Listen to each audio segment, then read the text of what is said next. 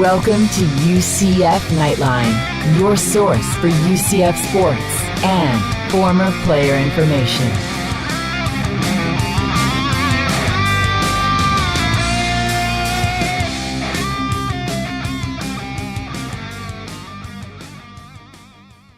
Hello, Night Nation. This is Andrew Phegley coming to you from the 1148 studios. It is episode number 67 of the Knightline podcast. With me, as always, is Trace Trylko. Hello, everyone. Well, Trace, it is here. Signing day. Yeah, it's coming up. Coming up on Wednesday. Today is Sunday, but it's coming up on Wednesday. And after signing day on Friday, mark your calendars, people. Friday, we will be doing a live show. It's going to be a deep dive into signing day. It's not the official title, but that's what it's going to be. Friday, February 5th at 7 p.m. live on YouTube. You can go to our YouTube channel. You can go to our webpage, UCFKnightlinePodcast.com or KnightlinePodcast.com. You can watch there or YouTube. So Jeff Sharon will be joining us for that live. We're going to be taking calls, and it's about National Signing Day, basically. It'll be the signing day update. You can call in and ask questions.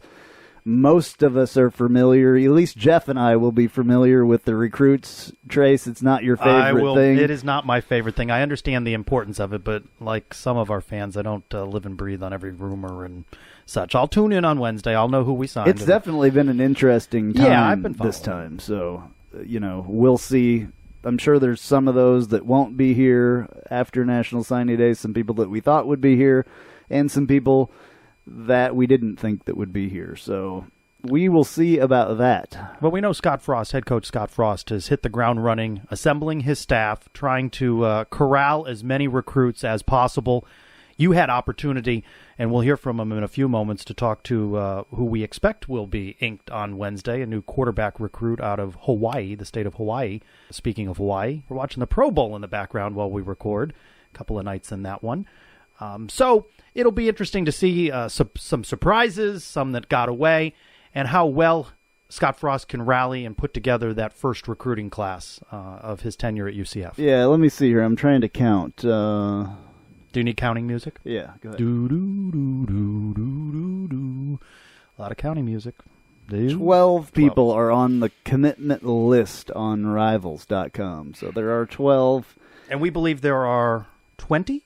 Is that correct? Well, I think there's up to 20 scholarships available, but, on the commitment list right now, there are 12. So there's one quarterback, a couple of defensive backs, a couple wide receivers, a defensive lineman or two, an offensive lineman, Any thoughts on your part looking at that dozen right there? It looks pretty good, but the glaring thing to me is there are no 4 or 5 stars. I didn't really expect a 5-star. I think Frost could bring in a 5-star.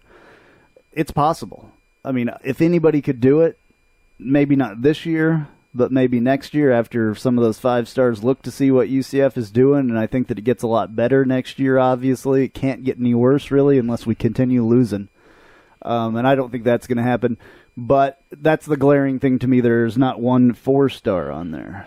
I think when I'd seen one assessment of the American that UCF was ranked third in terms of total average stars or points or what have you, however they are tallying it, that we were third. Of course, we'll see how it all shakes out. UCF traditionally hasn't been ranked tops in that anyway. So we'll see. What is it, 2 and 3? Is that what the bulk of those are? So you said no 4 and 5. They're all 2 and 3. They're all 2 and 3. Yeah, there's no 4 or 5-star. Normally we've had 4 stars, at least a couple. Tristan Payton was a 4-star a couple years ago, or last year, and then what's the other wide receiver? The one that did really well this year. I cannot think of his name. Look how quickly we have forgotten. Yeah, he was a 4-star as well. God, really? Not Tristan Payton, but my brain's beat up from watching Donnie Jones' latest disaster. Yeah, you were Sunday. out there. We'll tell us a little bit about that. Let's just throw it in here right now. Right here, right now? Sure. I'll call for it right now. I'm gonna pump up your ego a little bit and say that you're right. You're right. It's time for Donnie to go. It is. You're right. And I hung on to it, and I hung on to some hope. And I said, you know what? A game at Tulsa, Memphis at home, a UConn game. And I said, you know what? Those are some games that maybe this version of the Donnie Jones team can win. And they haven't. And they haven't looked good, and they were blown out. Today, up 4-2. They give up some points. They're down 7-4. And I say to my friends, Jim and Ed, who go to every game with me, it's over. And they laugh. They laugh at me. At 7-4, I go, we will never lead again. 17-0 run. It was a football score. We were down 19-4 at that point. Yeah. And they're kind of joking with me. I go, I've watched enough Donnie Jones basketball to know it was over. 67-41 UCF loses to UConn, which UConn is not that great this year. They're not ranked. They looked stellar. They're not. Yeah, well, anything compared to UCF at this point would look stellar. Probably, I don't know who the big basketball high school teams are around here, but half of them could probably beat UCF at this point. It's disgusting. So Lee Corso, of course, from ESPN, college football coach. The guy that puts on the heads. Yes. Yeah. I heard him say something on air that I've never forgotten. He said that a coach is in trouble with a program when the boosters begin to bail and when attendance drops. I'm going to take you back a couple of days to the Memphis game. Announced crowd 4,500 and change. A couple of years ago, the Memphis game drew 9,500. Look up the numbers. Well, Memphis isn't what they used to be either. But UConn, a couple of years ago, was a national champion. So, and you said that there were quite a few UConn fans there. There was a good percentage of the crowd there today that was UConn. But the point is that 4,500 against Memphis. So Donnie doesn't have the wins. Right. Donnie doesn't, when they announce his name at the beginning of the game, when Eric Kohler announces his name, well, where's the big crowd cheering him on? 6 years here. Boos? There's a smattering of boos, but well, there should be. Where's the cheers? Yeah. Nobody cares. Yeah. There's an apathy that has set in now. We'll talk a little bit about it in News and Notes or just right now, but Athletic Director Danny White giving a 2-year contract extension to UCF's women's soccer coach after the success in the American. What did we know about Danny White going in? He wanted to see academic success, of course. He wanted to see contending and winning conference titles in every sport. Women's soccer hasn't even played yet under him. It gives her a 2-year contract extension. That's a vote of confidence in a coach. Right. And we've been talking for weeks. I mean, it's no surprise what the pedigree was of Danny White. And we see Donnie Jones flaming out now. We see women's basketball, while they got a win, are still just 2-8 in conference. They're upside down. And now we're getting ready for a baseball season with the big contrast between baseball's struggles of the last few years and the success of softball. A tale of two different coaches there, one trending in the right direction and the other one not. Right. Well, we've talked about it, how there were those at least 3 coaches out there that we thought were probably going to get their papers after this season or whatever. Those being Joy Williams. Joy Williams. Sorry, I couldn't remember. Well, I mean, whatever. She's unmemorable. Yeah. Donnie Jones, Joy Williams, and Terry Rooney. We'll see what baseball does. That's coming up. So we'll see what happens there, but I don't really expect him to be anything special. So my friend John messages me during the game, and he said, do you think White will just can Donnie? He should today. And put in Sean Finney to finish out?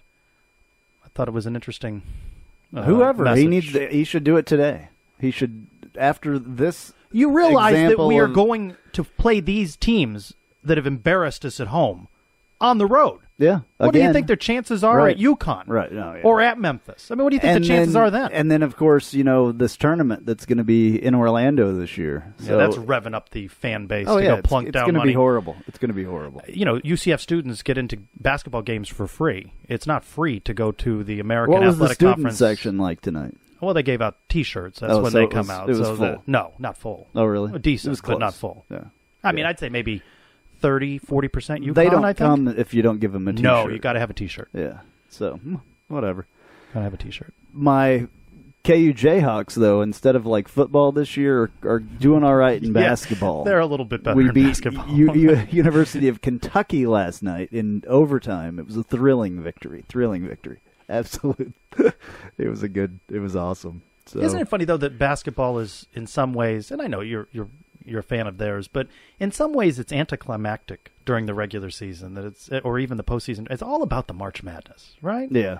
It doesn't even matter until I mean, then, you'll enjoy a game like that, and of course you want to win a Big 12 title, and those are important things, but really, you want a deep, deep run in March. Well, the two, for Kansas. That game was so significant because it's the two most winning teams in all of college basketball ever. So that game is always, whenever that matchup can be had, it's incredible. That's not an annual matchup, though. It's not. It was the Big 12 SEC Challenge thing is what that was. That's probably a good idea, don't you think, for those leagues to have something like that? Oh yeah, absolutely. At this point I'm sure in the season? that game was prime time on ESPN last night, and I'm sure that it made everybody money. I mean, Allen Fieldhouse at Kansas is always sold out. When I went to school there, even being a part of the football team, I maybe went to 4 games in my entire 4 years because that's all the tickets that I could get. Really? Oh, yeah. People camp out for days. How many students, what's the building hold? I'm not sure about that. It's less than 20,000, though. It's a small arena. Where do the students sit in the games? Do they have them in the end zone, or do they have them? They have them at the end, at most schools. Yeah. But it's crazy. It is absolutely jam-packed every single game. They've won, in the last couple of years, they've won 35 in a row at home. So anybody tuning in right now certainly knows we're not talking about UCF basketball. No. Sellouts. No, talking about Kansas. Rankings. Kansas. Anyway, I'm on with you now, okay? I've joined your crusade. It's time for Donnie to go. Well, it's run out. Maybe it's we done. need to start one of those petitions online. What do they call those? Where you send it around. I get them all the time in my email, and most of the time they're worthless. There was a George O'Leary one, Fire George O'Leary one going around. What's the petition site that... the White House? Is it change.org? Yeah, one of those things. Yeah. We need to, and then somebody needs to fly a banner around, and maybe Danny White will pay attention. I think Danny White needs I'm pretty sure Danny White's paying attention. I hope he is. Oh, don't you worry about that. This is something that he could definitely make his mark. He's already made a heck of a mark hiring Scott Frost. He could make a heck of a mark by hiring a big-time basketball coach and getting that thing turned around. It's horrible. We joke when we're watching the games as they tail off, and we say, well, what's Donnie going to say in the post-game? And I listen on my drive over to the 1148 studios to record the podcast, and it's the same nonsense every game. No excuses, but and then an excuse. Talked about not turning the ball over as much. Had 30-plus turnovers the previous 2 games. Turn the ball over left and right. Again, shooting percentage, horrible. He talked about just nobody stepping up. Well, I mean, you're 19, 20 games in. It's not starting off the year good for UCF athletics. No, not with the basketballs. National Signing Day needs to be big. It needs to get a fire going, and UCF is having a signing day event on Wednesday, the 3rd. That's this upcoming Wednesday from 6 to 8 p.m. at the Fairwinds Alumni Center. I guess you have to buy tickets for that. RSVP. It's free, but they want to know. They want to know how many Ors Duvers to buy for. Okay, people, so you need to go online at UCFKnights.com or whatever and do that. We got some news this week about the coaching staff. So the coaching staff is complete finally. About time. Yeah, and everything has been named and everybody has their titles. So obviously it's Scott Frost for the head coach, Eric Chinader for defensive coordinator, Troy Walters, offensive coordinator / wide receivers, Greg Austin, offensive line, Sean Beckton, thank God, tight ends recruiting coordinator, Mike Dawson, defensive line, Javon DeWitt, linebackers / special teams coordinator, Travis Fisher, defensive backs, Ryan Held, running backs, and Mario Verduzco, whatever, something like that. Quarterbacks coach. The newest hires in there, that last one was Javon DeWitt, the linebackers coach, special teams coordinator, had come to UCF from Army. Yeah, and then the previous week he'd named Mike Dawson, defensive line coach. Again, you see the ties. 2-year stint with the Eagles, and of course worked with former Oregon head coach Chip Kelly. So you get a sense of how things have come together. And Sean Beckton held over, and different position group for him. And Travis Fisher, yeah.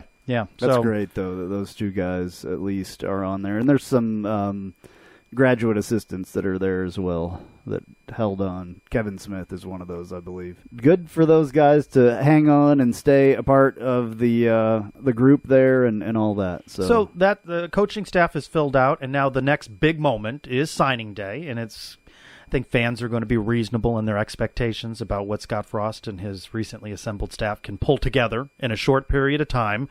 You looking over that dozen names, saying no 4 or 5 stars. We'll see if there's a surprise on Wednesday. And then you know what? When we gather on Friday night for the live program on YouTube, we'll be able to talk about that. And then we're going to be talking about who can he coach up, the spring game, what kind of, how the offense is going to be installed, and all of those exciting things. As we've been telling everyone, and everyone's been talking about for weeks, it is a different era. There's a different energy. It's going to be new this and new that in waves. It's finally it seems like football season is starting after National Signing Day to me. That's your kickoff? That's kind of. I mean, there's still a little bit of, a long spring, and then, the summer and then fall, but it's at least, we know who it's our kickoff, because I start working on all those recruits to try to get interviews, to be honest with you. And that's what I'm going to be doing after you do a really good job of that. Well, normally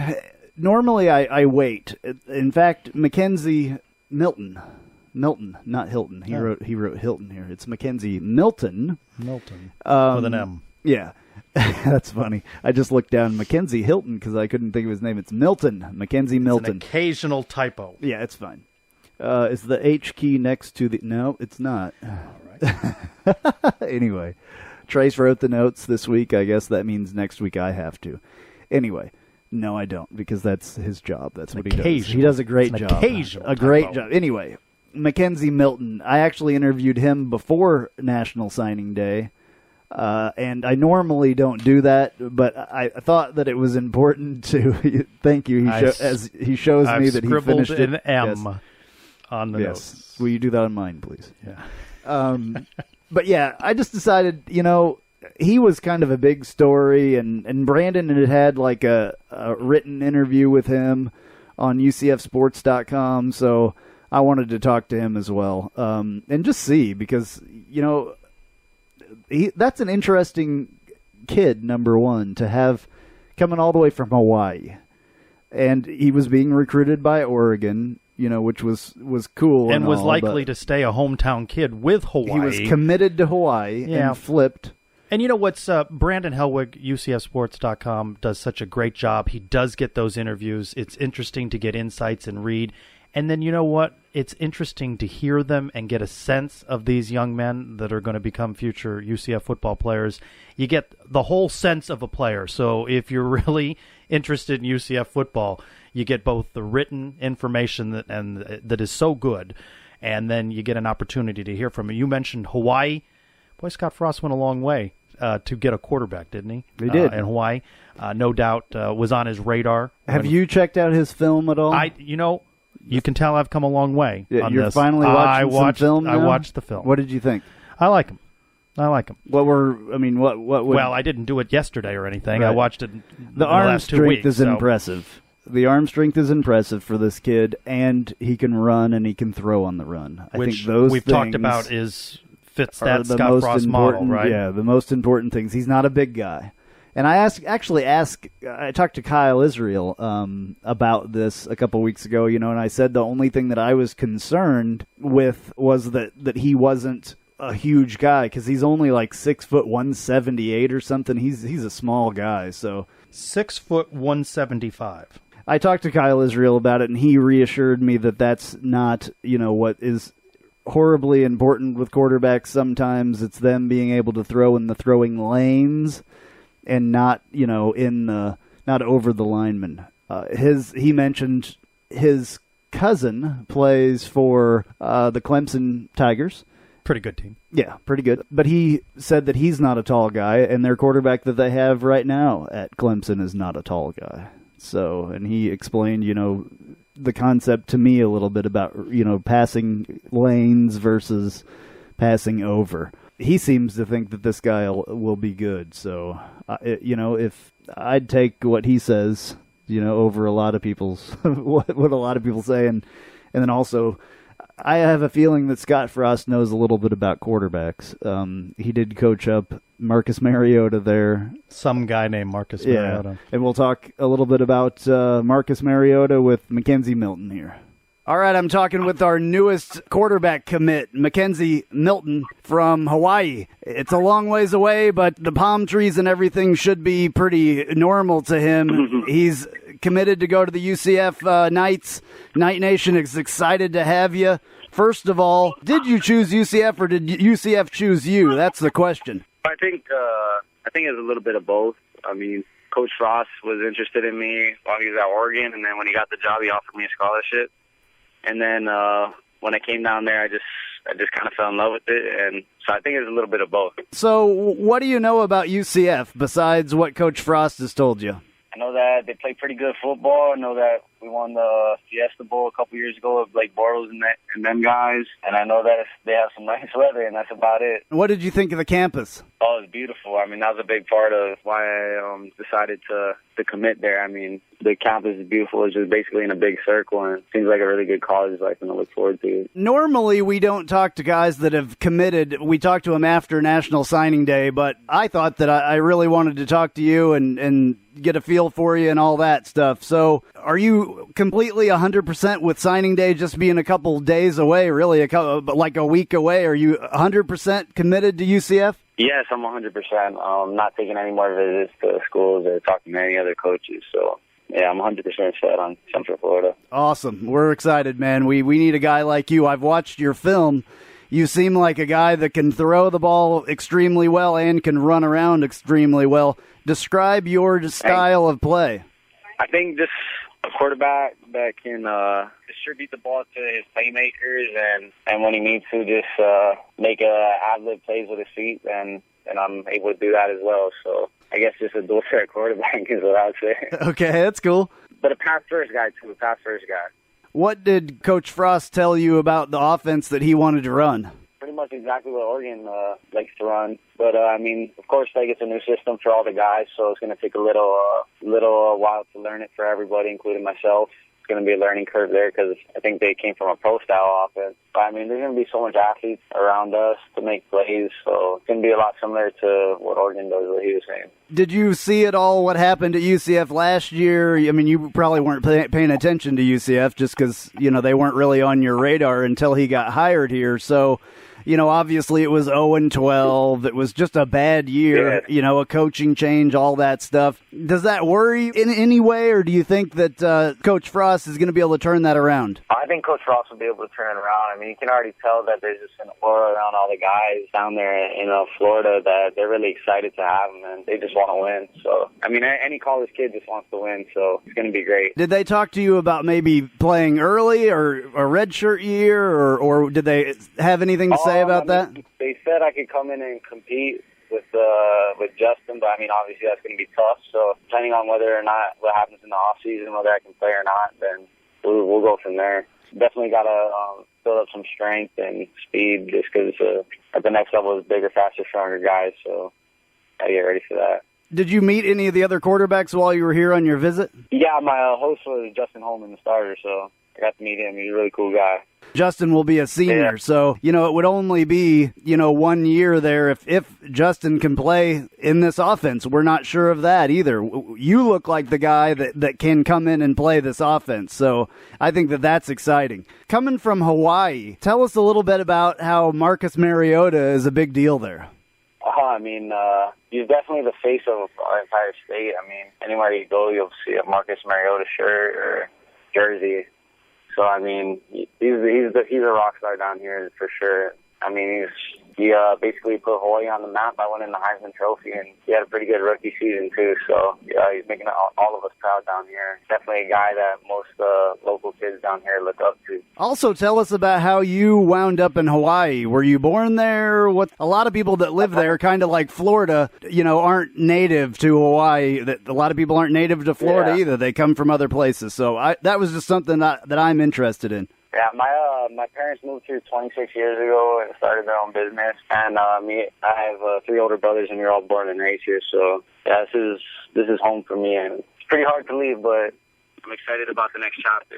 At least you're going to another place that's warm and has palm trees and all that stuff. Exactly. So exactly. that can be nice for you. Back to you as a player, what would your teammates say about you? I mean, just a guy that they can rely on and help lead by example on and off the field, and just a guy they can look to, like in a situation to make a play or just help lead them and stuff like that. I guess try not to be egotistic. I mean, no one likes a teammate that's full of themselves. So that's absolutely true. Try to be that guy. A lot of the diehard football fans, the diehard UCF sports fans, listen to this show.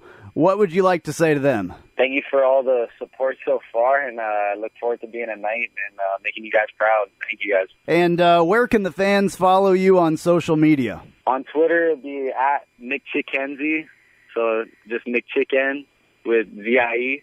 And then Instagram will be Mackenzie Milton _. Well, thanks very much for talking to us, man. I'm excited to have you here. I can't wait till you get on campus and we can see what you can do.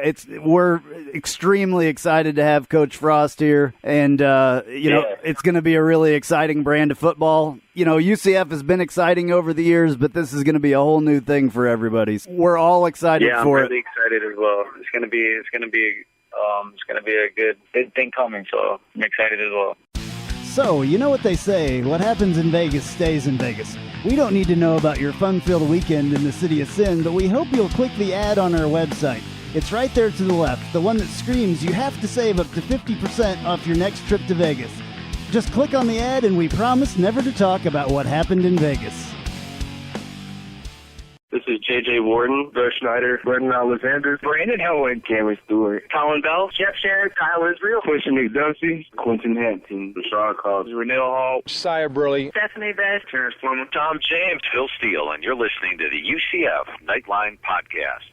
Well, you know what's interesting is that J.J. Worton's name was right at the front of that clip I just played there of all of our guests, a lot of our guests so far.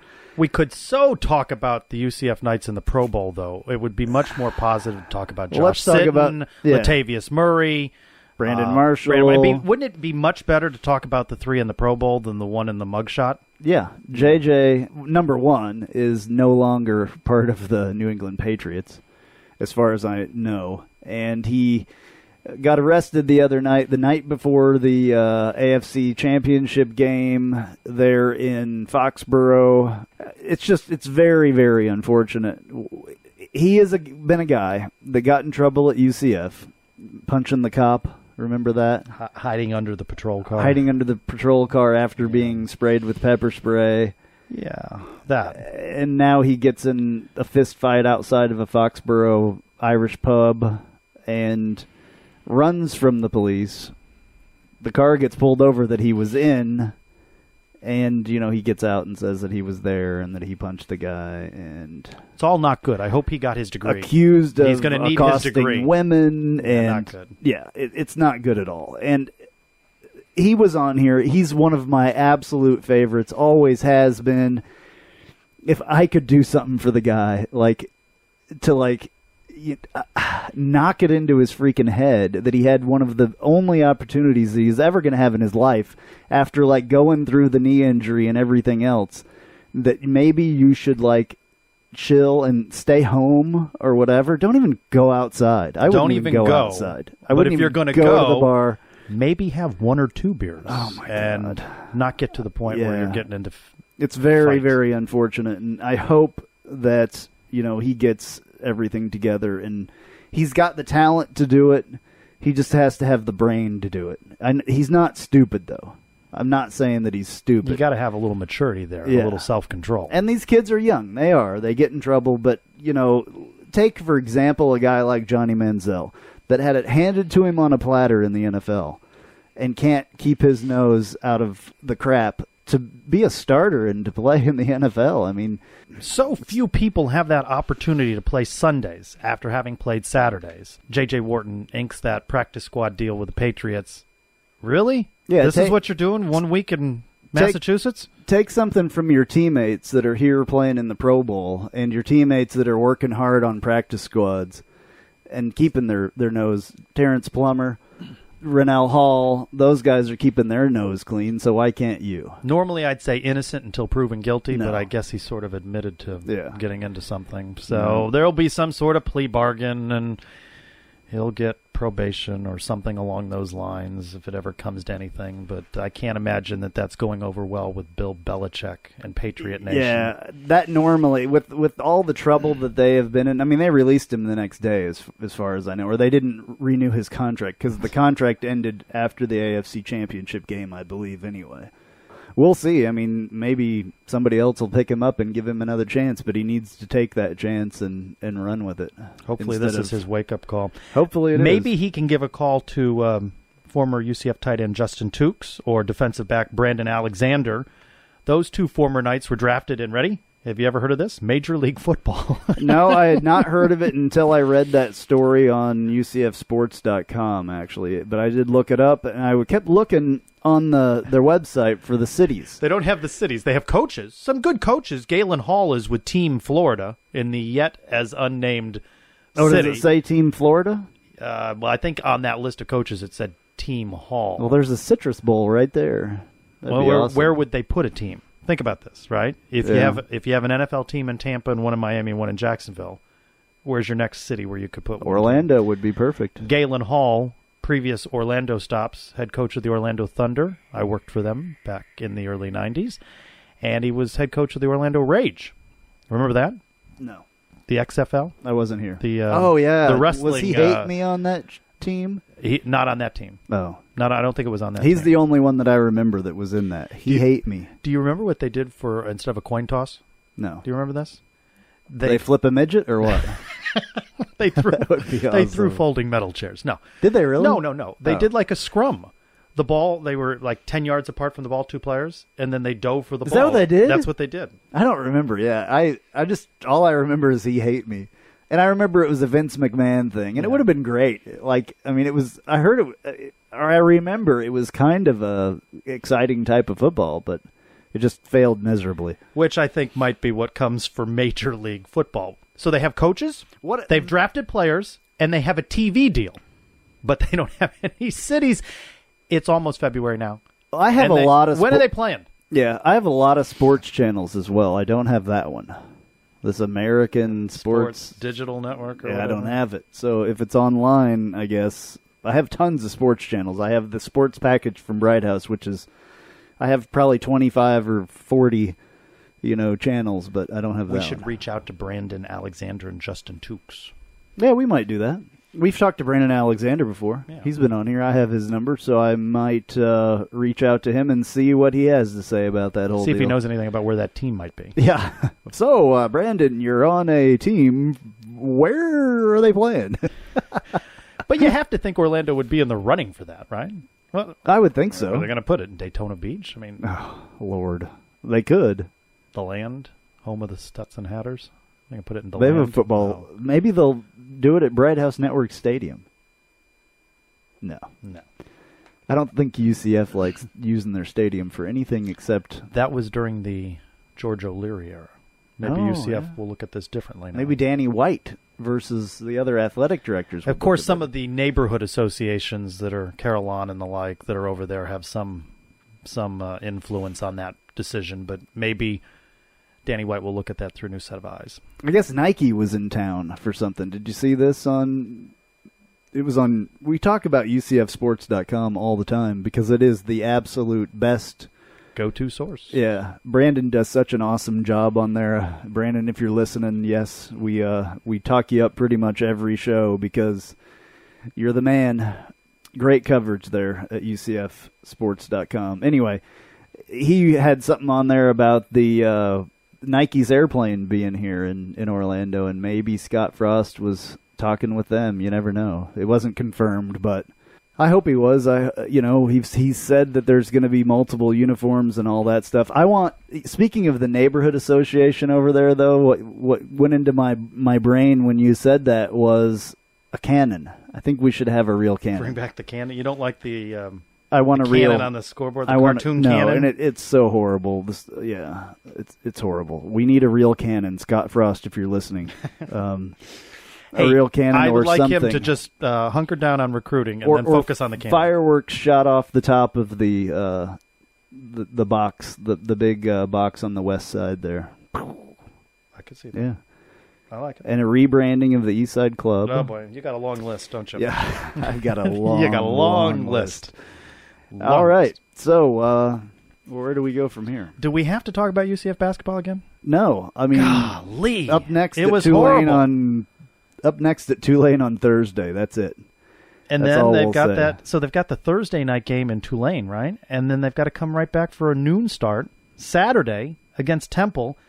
Temple with a 70-63 win over the Cows. So, there's quite a... Temple is usually pretty good at basketball, too, Yeah, right? they're a name you know. Oh, man. They're a name you know, right? If they can't win these games at home, UCF, Fire what are you going to do? Donnie Jones now. .com? You think anybody's got that? You want to get that? Hashtag that? We'll look Can I into that hashtag if it? somebody already hasn't done it. Fire Donnie Jones. So we know SMU with its various violations is ineligible, but they're at the top of the heap. And then you've got these... And who was second a couple of weeks ago? UCF. Yeah. Yeah. And that was before we lost, 3 games. Tulsa, Yeah. Memphis, and UConn. Yeah. So your bottom 3 there is East We had a Carolina chance. with 2 wins in the league, South Florida with 2 wins in the league, Tulane's 1-9. So must win for UCF at Tulane. But then you look at the rest of this, Cincinnati, Tulsa, Temple with 3 losses, Connecticut with 3, and then you got the 4-loss teams in Houston, Memphis, and UCF. Danny White, if you're listening, if we don't beat Tulane, this has to be your sign. Like Jeff Foxworthy said, here's your sign. Wasn't that him that did that? That has to be, I think, the time. Donnie Jones, you just need to get him out of here. He's already ruined it. It's time to go. It's time for him to go. We will keep saying that, I guess, until he's gone. 8 o'clock East, tip time, ESPN News, a grateful nation tuning in to watch that one. Yeah. Yeah. I guess so. What do you think? Time for news and notes? Sure. And now, news and notes from the world of UCF sports.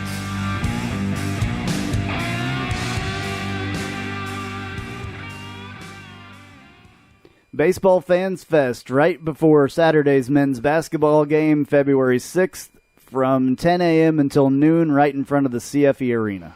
Former men's soccer player Haji Berry. He's working out with the rest of his Orlando City teammates at MLS training camp continues at Sylvan Lake Park in Sanford. By the way, did you see that Orlando City made a big announcement Friday that they're moving all of their practice facilities out by the new tennis facility that's being built out in Lake Nona that UCF's going to play in? I did not know that. So That's they're too gonna bad move from- because Lake Sullivan's right here. We're very, very close. The women's team is going to use the Sylvan okay. facility. So they're going to build this big complex out by Lake Nona. Oh, for the maybe men's they'll let UCF soccer use it or something. Maybe. I don't know. It's been a long season for women's basketball, but the Knights got a late 3 Saturday and beat Tulsa at home 75-74. The Knights are now 2-8 in the American and 5-16 overall. Up next at Houston on Wednesday night. And talk about contrast. Well-earned contract extension for women's soccer head coach Tiffany Roberts-Sahedek. You know, I have trouble with that name. That was pretty good. And I went on to UCFathletics.com if I could just pick a little at this. No pronunciation guide. Shocking. And I should know this. She has done a great job at UCF. And right at the moment, quite honestly, I don't have the right way to pronounce her name. And I may have gotten it there, and somebody will think you did, let yeah. me know. But doesn't that seem like a name that could use a pronunciation help in the Absolutely. media guide? A couple of years ago, baseball, there was a player, Bo Taylor. UCF fans, baseball fans will remember Bo Taylor. B-E-A-U. Okay? Bo Taylor. They had a pronunciation after Bo. Well, a lot of people would think that would be... B-A-U, which is what I called Yeah. him jokingly in the stands after Yeah. that. But doesn't that name, It should, yes. There are quite a few pronunciation guides that need to be done. that one, anyway, she gets a 2-year extension, 2-time American Coach of the Year with UCF through 2020. That's awesome. Softball checks in at number 17 in the USA Today NFCA preseason top 25 poll. Women's tennis goes to 2-0, blanking Florida A&M. Up next, Saturday at Florida Gulf Coast. Rose Chamberlain does it again. Back-to-back American Track Athlete of the Week honors. Up next for track and field at the Harvard-Boston University indoor event beginning Friday. Men's tennis fell to 0-3 after road losses at FAU Sunday, Miami Friday. Up next, back home Sunday against Lafayette. Women's golf begins its spring schedule Monday at the Black Diamond Ranch in Lecanto, Florida. Get to know your Florida cities right there. That was a weird one. Remember when we had Brandon Helwig on the live show and he kept checking in with his guy at the cheerleading championship? I got a guy. You got a guy? I got a guy, Alan. Alan is my NASCAR and all of my auto racing stuff. Okay. He keeps texting me with updates. UCF's very own Ricky Taylor finishes second overall during the Rolex 24. I was watching that. I watched all that NASCAR. I could be your guy. Why am I not your guy? I'm just giving a shout-out to Alan because he's glued in here to the racing scene, goes out to Daytona and I takes did in the not races. know, though, that Ricky Taylor went or is going to UCF. Mechanical engineering. I did not know that. Him and his brother, Jordan, finished second in the... I'm not sure what their Contact Minolta Corvette is what their number 10. It's not just a Corvette. Contact Minolta is their sponsor. The Honda won this year from Patron. Not the greatest thing there with a Honda winning the overall 24 Hours of Daytona. I'm a big fan of that, though. The Corvettes did very well in the other class. You could be the guy. Audi did very well in the other class. There's 4 classes, so it was Honda, Chevy, Audi, Chevy. There you go. Yeah, that was cool. But I had to give a shout-out to Alan. He stops me at the basketball game, the Memphis game, and he goes, you got to get on the podcast about Ricky Taylor. So yeah, absolutely. Thank you. I made a note to myself. He texted me today, keeping me apprised of maybe how we things could were have going. Alan's motorsports moment or something. That's totally cool with me, especially if Ricky Eric Taylor keeps doing well. Eric Amarola is also he's a NASCAR driver. He's a UCF guy. Absolutely. Ask Alan we could have Alan's motorsports moment. That would be freaking cool. He's going to love that. All right, but more freaking cool is that Friday, we are going to be Friday, February 5th. That's next Friday. That's 2 hours of cool right there. 2 hours of cool live on YouTube with your calls. And we will see if we can possibly get some calls in, from certain people ourselves. So maybe some special guest calls. Maybe Carson will call us again. Carson Engel. Hopefully, you've been put on the clock. Yeah. Maybe Eric Lopez will call us. But Jeff Sharon, he's going to be here. It'll be a cast of hundreds. Yeah, thousands. Maybe Brandon will call in. Possibly even Kyle Israel. We'll have to see if we can get that done. That's a heck of a tease right there. Yeah. That's a tease of who could possibly be phoning in. Right. It's a possibilpossibility. Of anything's possible. They don't see our sorry faces, though, do they? This is just an audio version. Anything is possible when we do, a live show anyway. Just audio, no video. Yeah, just audio. All right, this has been episode number 67. I'm Andrew Phegley. I'm Trace Trylko. Go Knights! Charge on. UCF, let's go Knights! UCF, charge on to the field. With our spirits, we'll never yield. Black and gold charge right through the line. Victory is our cry, B-S-E-T-O-R-Y.